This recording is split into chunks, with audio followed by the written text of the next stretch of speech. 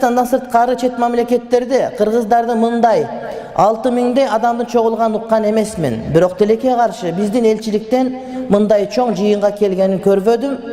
Эл чогулган жерге келиш мусулманчылык милдетпи же өз иши деп баалайсызбы деп Москвадан да бир тууганыбыз, мен дагы көргөн жокмун.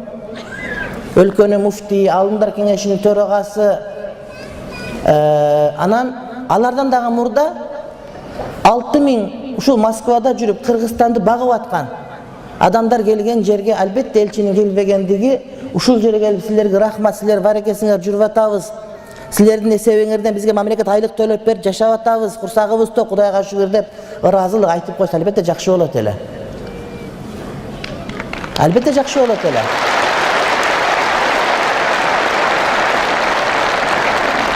Бул арсыздык. Башка кантип айтабыз? Элге кызмат кылуу үчүн келип атабызбы же кандай кылышыбыз керек? Демек ушундай жерлерде сөзсүз түрдө биздин элчилер болуш керек. Кээ бир мамлекеттерде Кыргызстандан барган жарандар 200-300 бирок ошол жерде элчиликтер бар. А бул жерде миллиондоп жүргөн жерде элчи ушул жерге сөзсүз түрдө келип, керек болсо келгендердин баарына кош келиңиздер деп, элчиликтин бардык аппарат ушул жерде колунда жанагыдай суу куя турган кармап силерге кызмат кылып туруш керек.